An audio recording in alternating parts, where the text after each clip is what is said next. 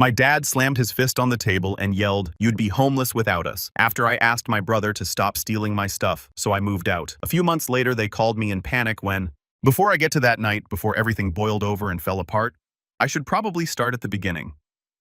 My name's Lucas. I'm 27, and I grew up in a family where love always had a price tag. I'm the oldest of three, and from a young age, I was treated more like an unpaid intern than a son.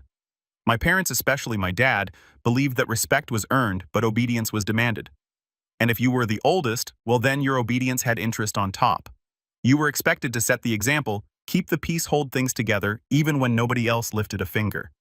Growing up, I thought this was normal, that all parents guilt-tripped their kids into cleaning the house while calling it teaching responsibility, or made them pay rent at 17 because life doesn't give handouts.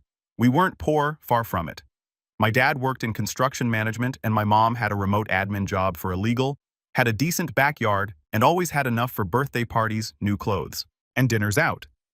But they had this mindset, this obsession with hardening us for the real world. Only that hardness was always directed at me. My siblings, not so much. My brother Tyler, 2 years younger, could crash his car into a mailbox and somehow be the victim in the story. My sister Ella, still in high school, had a room full of electronics I couldn't even dream of affording at her age. Meanwhile, I had to fight to get Wi-Fi that worked in my basement room, which I paid rent for $400 a month to be exact. I started working when I was 15. First, it was a part-time gig at a local grocery store, bagging groceries. Then I moved to stocking shelves at a department store while I finished high school. My parents made it clear that if I wanted a car, gas money, or anything beyond the bare minimum, it was on me.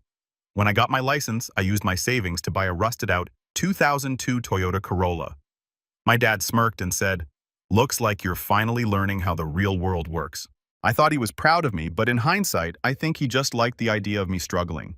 It reinforced his belief that the world was cruel and that kids should man up early. After high school, I didn't go straight to college. I didn't have the money, and my parents weren't offering. If you want a degree, my dad said, get a job that pays for it. Or take loans. You're not living here for free while you figure yourself out. So I worked. Warehouse jobs, night shifts, delivery gigs, anything to keep paying my rent and saving a little bit at a time. Eventually, I started doing IT certifications online. I taught myself networking, server admin, and cybersecurity basics. It wasn't easy, especially working 40-plus hours a week while trying to study, but I made it work. By the time I was 24, I landed a full-time remote job doing tech support and network management for a mid-sized company. It didn't pay six figures, but it was stable, and it was mine. I finally had a little breathing room. I was still living in the basement, still handing over rent like clockwork, and still getting passive-aggressive comments every time I missed a family dinner because of overtime. But at least I wasn't scrambling anymore. I started thinking about moving out, getting my own place, maybe even going back to school part-time to finish a degree. Then the pandemic hit. Suddenly, Tyler lost his job as a barback and moved back home. My parents, who had always insisted I pay rent because life's not fair, decided he didn't need to contribute. "He's going through a lot," my mom said. "It's not the time to add pressure." Ella, now taking classes online from home, started sleeping till noon and blasting TikTok at full volume through the walls. Meanwhile, I kept working, still paying rent, still contributing to groceries, still getting guilt-tripped every time I asked for some quiet during Zoom meetings. It was like being a guest in a hotel I was secretly funding. Except the staff hated me, and the other guests got room service. It got worse when Tyler started making jabs about my job. "Must be nice to work in your pajamas," he'd sneer while drinking the coffee I bought. Or, "Some of us have real jobs, Lucas. Physical labor, not mouse clicking." My dad would chuckle like it was some inside joke. "He's not wrong," he said once. "If the power goes out, what are you going to do?" "You're not exactly essential," I wanted to scream. Instead, I just nodded and kept going. One night, I came upstairs after a long shift. I'd been putting out fires all day, server crashes, phishing attacks, 2 coworkers out sick. I was fried. I just wanted to make a sandwich and watch something mindless. But when I opened the fridge, half the stuff I'd bought was gone. My protein shakes, my chicken, my prepped meals gone. I turned around to see Tyler on the couch, shirtless, burping up what I knew was my food. "You're welcome," he said without looking away from the TV. I asked him, calmly at first, why he kept taking my groceries when he didn't contribute anything. He just laughed. "What's mine is yours, bro. That's what family's for." I brought it up to my parents that night at dinner, not accusingly, not even angrily. I just asked if we could set some boundaries, maybe label food, make a schedule, something. That's when my dad slammed his hand on the table. You're acting like a damn guest in your own home, he snapped. You think you're better than your brother because you've got some desk job and a certificate? You'd be homeless without us. You live here because we allow you to. Don't forget that. I didn't say a word, not then. I just stood up, walked to the basement, closed the door, and sat on my bed for a long time. Something about that night felt different. It wasn't the first time my dad had pulled that card, but this time it didn't sting the same way. It didn't feel like failure. It felt like clarity. That was the moment I knew I wasn't staying here much longer. But if I was going to leave, I wasn't going to leave quietly. And I definitely wasn't going to keep funding their lives while they treated me like an afterthought. So I started planning. And 2 months later, when the lights flickered off in the middle of their movie night and their credit cards started getting declined left and right, they finally realized something was wrong. But by then, I was already gone, and what I did before I left, well, let's just say they weren't expecting that. I didn't leave the next day. I wanted to. After my dad's outburst at dinner, something in me felt cracked wide open, like I'd finally woken up from years of trying to earn their respect, trying to be the good son who paid rent, cooked meals, did the yard work, and smiled through the disrespect like it was just part of growing up. But when I sat in my basement room that night, staring at the gray concrete wall next to my desk, I realized I needed a plan, not just an escape. Leaving wasn't just about packing a bag. My name was on more things than I like to admit. The family Wi-Fi under my name. Electricity bill split in my online account, but I was the only one actually paying it on time. The streaming services all on my cards. The food in the fridge, mine half of it gone within a day. At some point, without even noticing, I had become a crutch for the whole house. Financially, emotionally, logistically. And it wasn't like they noticed. The next morning, I woke up to Ella stomping around upstairs. Apparently, her AirPods had gone missing. I climbed the stairs and walked into a full-blown interrogation. Did you take them? She asked, standing in the hallway with her arms crossed, glaring at me like I was a maybe because I borrowed your speaker last week and never gave it back and you got mad about it. I stared at her. That was her logic. She wronged me, so now I must be retaliating. I didn't take anything. Ask Tyler. She scoffed and walked away, muttering something under her breath that sounded a lot freak. I didn't even flinch. Later that day, I got a Venmo request from my mom. $48.67 for household groceries. No explanation, no prior discussion, just a demand in the form of a payment request. And the best part, I had already done the grocery run 2 days earlier and spent $80 of my own money on essentials. Eggs, milk, chicken, soap, stuff. No one thanked me for stuff I watched disappear in record time. I declined the request. 30 minutes later, I got a text. Mom, did you decline the payment on purpose? Me. Yes. Mom, that's not okay, Lucas. We all have to contribute. Me. I do contribute. I just bought groceries. Mom, that was your choice. This is for the stuff I bought. Me? I didn't ask for any of it and no one offered to split mine. She didn't respond after that. But that night during dinner, there was a different energy, colder. My mom didn't speak to me. My dad cleared his throat aggressively every few minutes, like he was itching to say something but trying to hold back. Ella had her phone out and took photos of the mashed potatoes, probably to post some fake family bonding story. And then Tyler decided to play the role of provocateur. I heard you're not paying Mom back, he said, casually stabbing at his chicken. I didn't answer. Kind of low considering she raised you. Still, I stayed silent. Lucas, my dad said. Voice sharp. Answer. Your brother. I'm not answering anyone at this table like it's a courtroom, I replied. You're under our roof, my dad snapped. We ask you, answer. I stood up. Then maybe I won't be under your roof much longer. My mom finally spoke. Where are you going to go, Lucas? You think you're ready to be on your own? Everything you have is because of us. And there it was because of us. Like my job, my savings, my sleepless nights studying while they slept upstairs. None of it counted. Like I'd been given a scholarship to life and they were the generous donors. I didn't say another word. I left the table and walked straight back downstairs. That night I started pulling numbers.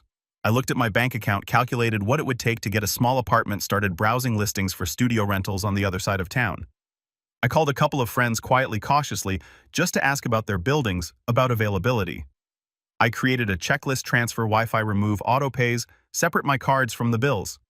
I knew it would take a few weeks to untangle myself, but I was determined to do it right, to leave clean, silent, without burning a bridge, but without ever walking back across it. The next week, I started slowly transferring utilities out of my name. I contacted the internet provider and told them I was moving. They gave me a cutoff date, 2 weeks. Perfect. Electricity I emailed removed myself as a primary user and let the account default to the household. My dad would receive the next bill. He'd figure it out eventually. Meanwhile, life upstairs went on as usual. Tyler continued eating my groceries. Ella borrowed my headphones and never gave them back. My mom sent me another Venmo request, $23.14 this time. I ignored it. Then came the boiling point. It was a Thursday evening. I'd been in meetings most of the day and I came upstairs just as dinner was wrapping up. I wasn't expecting food. At this point, I was cooking my own meals anyway, but I noticed something odd laughter, the kind I hadn't heard in a while. That strange, fake family joy that only surfaced when something juicy was happening. My dad was sitting at the head of the table grinning. Tyler was scrolling on his phone. My mom had a smug little smile and Ella was whispering to her from across the table. As I walked into the kitchen, I saw the envelope. It was open. My name was on the front. I picked it up and saw the logo of my company, my recent pay stub. They had opened my mail. I froze. My chest tightened, heart thudding in that way it does when you feel like you're being watched. "Lucas, my dad said you didn't tell us you were making that much." I looked at him then at the opened envelope. I didn't say anything. "Maybe you should be paying a little more rent," he continued smug. "We're all struggling here." I looked at my mom. "You opened my mail." She had the audacity to shrug. "It came to our house. It had my name on it." "We were just curious," Tyler added. "Relax. It's not like we hacked your bank account." "You crossed a line?" I said, my voice quiet but hard. "Oh, don't be so dramatic," my dad snapped. "We've supported you your whole life. You think you can keep secrets from us now?" I stepped back. My fists clenched not in anger, but in something deeper, something final.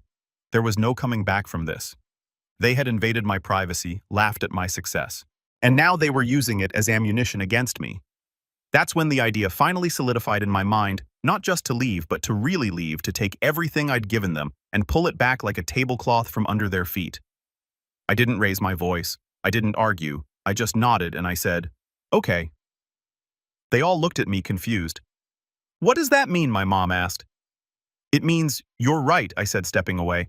"I shouldn't keep secrets from you." And then I walked out of the room.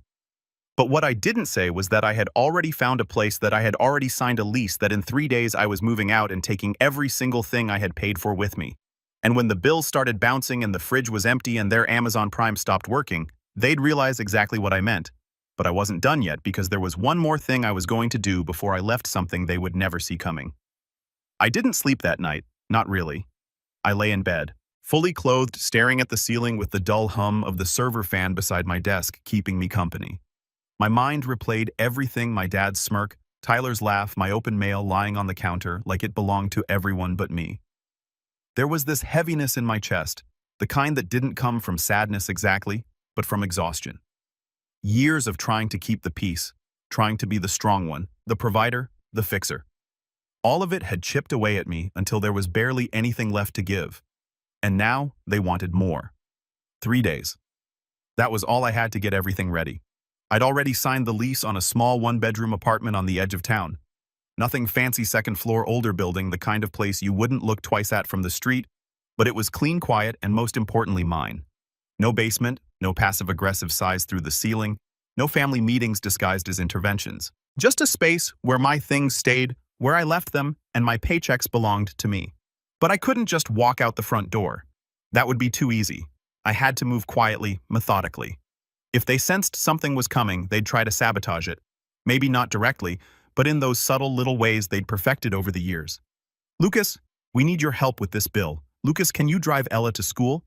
Lucas, the Wi-Fi's down. Can you call them again? Just enough to slow me down, just enough to keep me useful." So I moved in silence.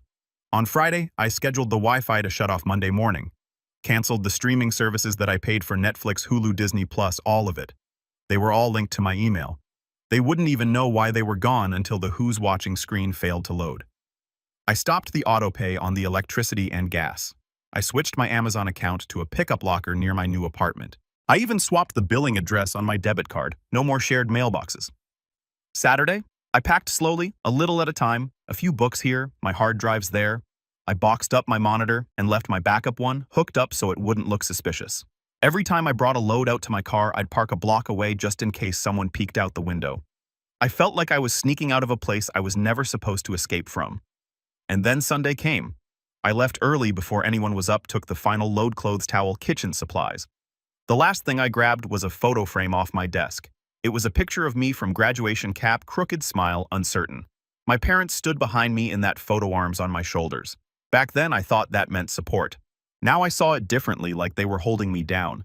I placed the frame face down on the desk and then I drove. It took me less than 15 minutes to get to my new place. But those 15 minutes felt longer than the last 15 years. Every stoplight was a countdown. Every turn was a step towards something bigger than just a new address. It was freedom, or at least the hope of it. When I opened the door to my apartment, it smelled like paint and dust. The furniture I ordered wasn't arriving until Tuesday, so for now it was just me, 2 boxes, and a mattress I bought secondhand. But it was quiet, peaceful. I could hear the distant sound of a dog barking in the courtyard. Someone upstairs was watching a basketball game. I didn't mind. It wasn't hostile. It wasn't minefield silence. It was normal. I sat on the floor for a long time that day, leaning against the wall, laptop open, watching the sunlight crawl across the hardwood. And for the first time in a long time, I didn't feel small. But rebuilding doesn't happen in a single afternoon. That first week was rough, emotionally, I mean. There's something terrifying about sitting alone in an empty apartment with no one to ask what's for dinner or how your day was. I wasn't used to silence that didn't have teeth. My mind kept flashing back to every conversation I ever had with my family, where I let something slide every moment. I let them diminish me. Every time I thought, maybe if I just try a little harder, they'll see me. I realized something painful that week. They did see me. They just didn't value me. And that hurt more than I expected. By day 3, I caught myself reaching for my phone, half expecting to see a text from my mom asking if I was okay, or my dad offering some weird backhanded apology. But there was nothing, just silence, like I'd never existed in that house at all. It should have made me angry. Instead, it made me determined. I started working harder, smarter. I restructured my work hours, set up a better workstation, built out a new resume, just in case I wanted to climb somewhere new. I signed up for an online class, cybersecurity audit certification, something I'd put off for over a year. Without their noise in my head, I could think again. I was sleeping better too. No more waking up to Ella's music or Tyler's gaming chair creaking at 3 a.m. Every little win started to feel bigger. Cooking my own meals, managing my own schedule, watching a movie without someone barging in. It sounds ridiculous, but freedom has a taste, and I was finally learning it. Then came the messages. They didn't realize I was gone until the power went out. First, it was my mom. "Mom, Lucas, the electricity's not working. Can you call the company, Mom, Lucas?" Mom, we're sitting in the dark. Did you forget to pay it? I didn't reply. Then Tyler messaged. Tyler, bro, the Wi-Fi's down. What the hell? Tyler, are you even home? Tyler, Mom's freaking out. Still, I said nothing. The next morning, I woke up to 6 missed calls and a voicemail from my dad. His voice was different, less sure of himself. That faux authority stripped down to uncertainty. Lucas, listen, we need to talk. Things have gotten a little complicated. There's been a misunderstanding, clearly. You can't just cut off everything like this. That's not how families work. Call me back. I stared at the phone. That's not how families work. And yet they've been doing exactly that to me for years, emotionally, financially, spiritually. The irony would have been funny if it didn't sting so much. A week passed, then another.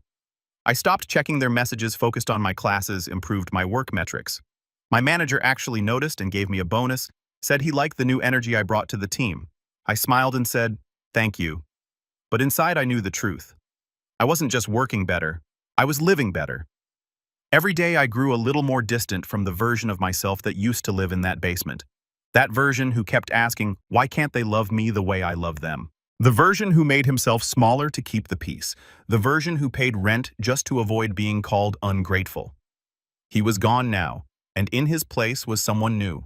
Someone who had just learned how powerful it is to be done. But the story doesn't end there.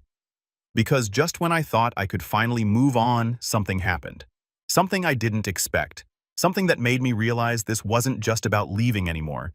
It was about making sure they never treated someone else the way they treated me. And I had the power to do that. Because I knew things they didn't think I remembered. I had access to accounts they'd forgotten I managed. And when I checked my old inbox one random night out of curiosity, I saw an email thread that stopped me cold. An old forgotten chain between my dad and someone he owed money to. An account I used to be linked to. And buried in that thread was the real reason why he was so angry that I left. It wasn't just about the money I brought in. It was about the money he needed and the secret he'd been hiding for years. And suddenly, the game changed. They thought I just walked away. But I hadn't. I was just getting started. I sat at my desk in the new apartment surrounded by the soft blue glow of dual monitors and a quiet that still didn't feel real. It had been almost a month since I left, and most days I felt like I was finally exhaling after years of holding my breath. But that night, after reading the email buried deep in my old inbox, I wasn't calm, I wasn't free, I was focused. The email was from nearly 2 years ago. A debt collection notice. My dad had used my name, my credit, to open a joint line of credit for a home improvement project he never completed. The balance was small back then, just under $3,000, but it had grown. Interest, missed payments, late fees. The collection agency had stopped emailing me directly because I had switched accounts, but my name had stayed on the debt. He hadn't removed it. He hadn't even told me. And now I knew why he was panicking after I left. It wasn't about me cutting off the Wi-Fi or canceling the Netflix subscription. It was about losing access to the person who was unknowingly tied to his financial mess. He hadn't just taken advantage of my presence. He'd built a safety net out of me. Quietly. Selfishly. Illegally. My hands shook as I clicked through the old thread. I had vague memories of signing something for the house when I was around 23, back when I was still working night shifts and hoping to move into the guest room upstairs. He told me it was just a paperwork formality to add value to the home. I was naive, tired, trusting, and I signed. Now I understood. My dad had tied me to a credit line without telling me what it really was. He hadn't made a single payment on it in over 6 months. And because I'd moved out and stopped forwarding my old email, I hadn't seen the new notices piling up. If I hadn't checked that inbox, I might have never known. But now I did, and that changed everything. I sat back staring at the monitor, heart pounding. Part of me wanted to scream. Another part of me wanted to call him, demand answers, threaten legal action, force a confession. But I didn't. That wasn't me anymore. I wasn't interested in emotional outbursts. I was interested in strategy. So I made a plan. Step 1 was gathering everything. I printed the email thread, saved all the attachments, and pulled my credit report. There it was, right under open accounts, a joint revolving credit line with a balance of $6,882.47 and a credit utilization rate that made me wince. It was dragging my score down quietly, poisoning my financial future. He thought I wouldn't find out. He was wrong. I called the credit company the next day, calm, polite, professional. I'm calling about a joint line of credit that was opened under my name.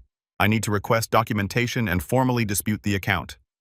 The representative paused. Are you saying you didn't authorize the account? I signed something under the impression it was for something else, I said carefully. I need to review the original application and statement of purpose. They sent it over within the hour. There it was, my signature, my social, my dad's handwriting filling in the rest. I called a friend of mine next, Kara. We hadn't spoken in a few months, but she worked in consumer advocacy law. When I explained the situation, she didn't sound surprised. This happens more than you think, she said, especially with families. Is it illegal gray area depending on what you signed? But you can file a dispute. And if you're serious about pushing back, you can freeze your credit request, identity theft protection, and force the account to be re-reviewed. Would that affect him? She hesitated. If the account was only being paid by him and you dispute your part, he'll be fully liable. And it'll trigger a full investigation into the missed payments. Could tank his credit.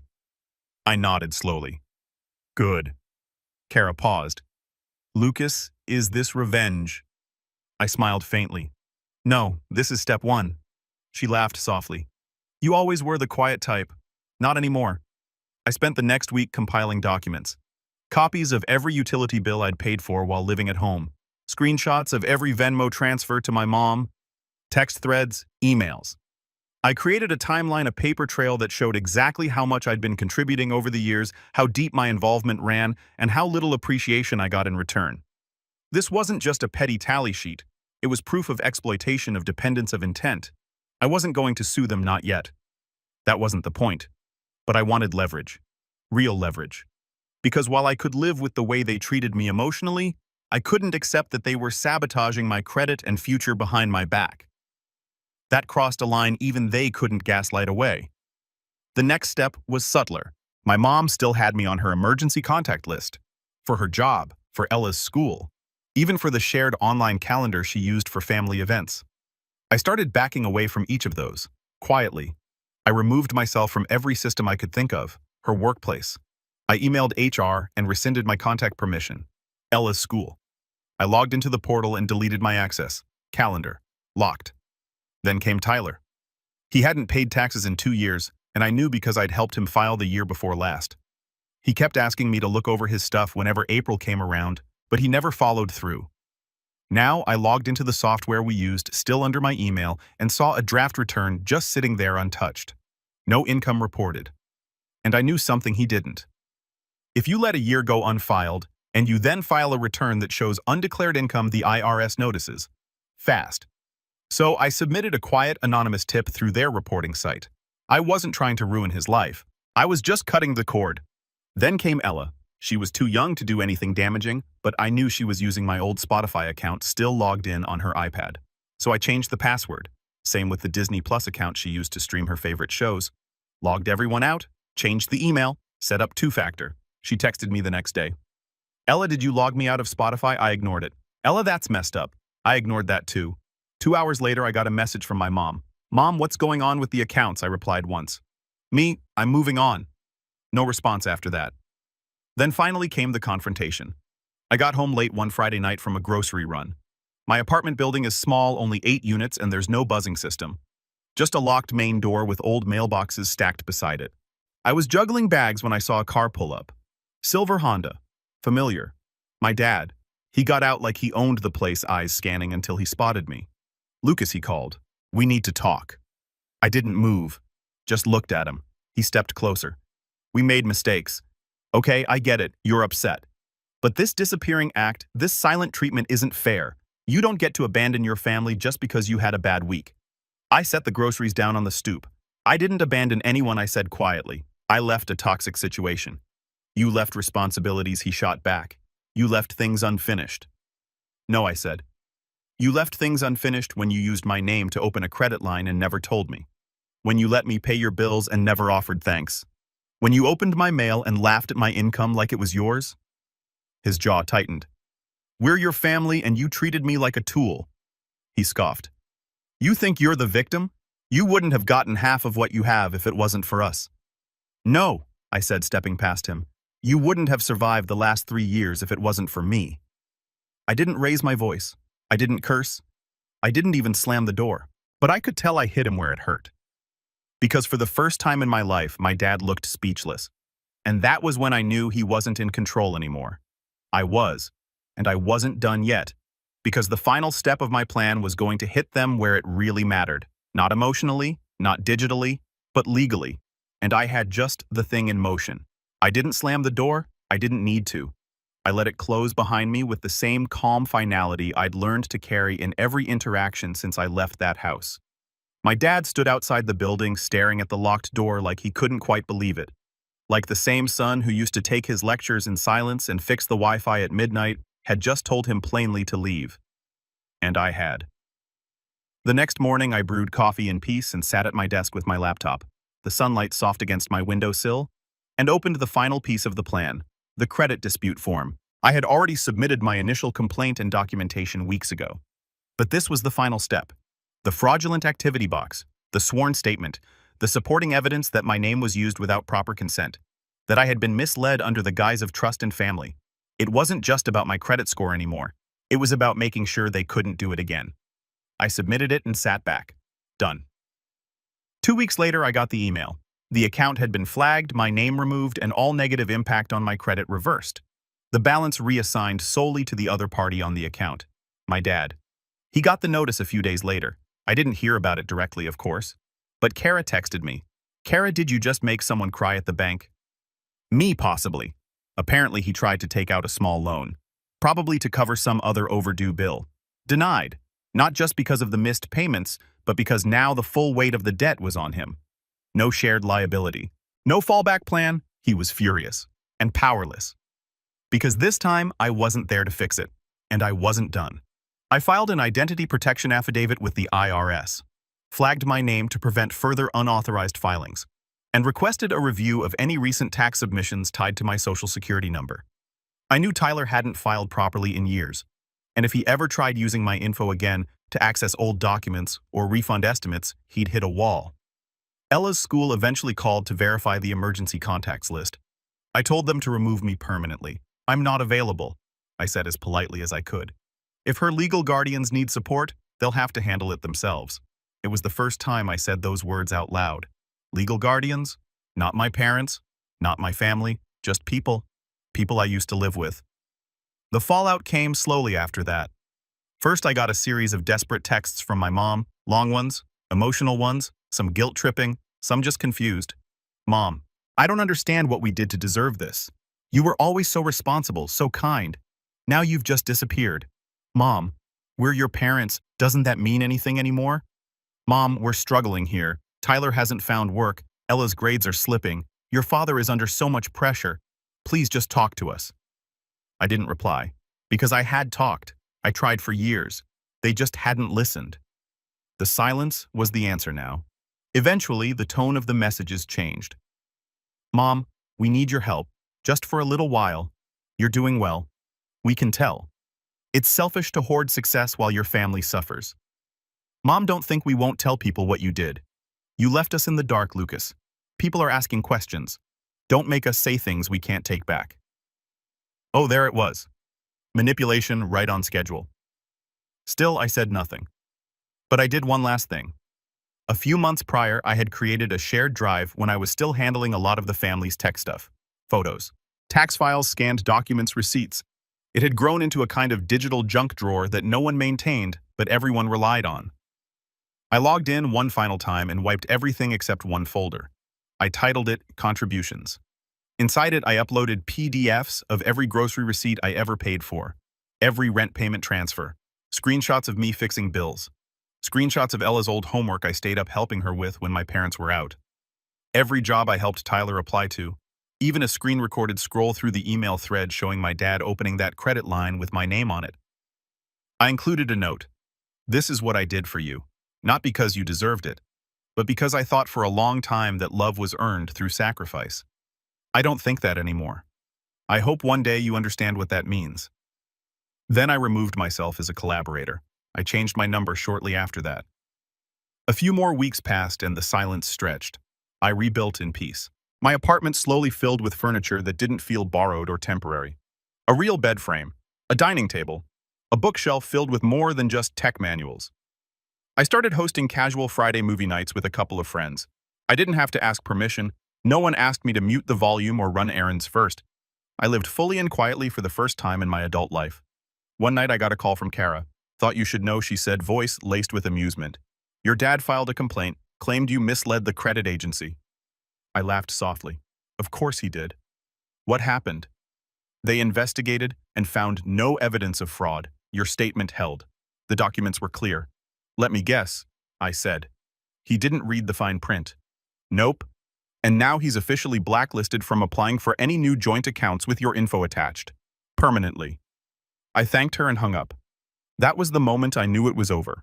Not just the legal stuff, but the weight, the constant emotional math I used to do to justify staying connected to them. The guilt, the obligation, the hope that maybe, just maybe, they'd change if I gave them one more chance. They wouldn't, but I had, and that had to be enough. Months turned into a year. Then came a wedding invitation. Not mine, Tyler's. Apparently he'd met someone with money. The kind of woman who didn't ask questions about past debts if you wore the right watch and talked big. I wasn't invited, of course, but one of our old family friends accidentally sent me a group photo from the reception. There they were. Mom, Dad, Ella, and Tyler smiling for the camera. Except none of them were standing next to each other. They looked like four strangers who happened to be in the same room. It didn't bring me joy. Not really. But it did bring closure. They built a house out of expectations, control, and silence. And I walked out the front door. I didn't break the windows. I didn't set it on fire. I just turned off those lights and left. And when they realized how much of their comfort depended on me, they called in the dark. But I didn't answer. Because some homes are only homes when you hold the key. and I wasn't coming back.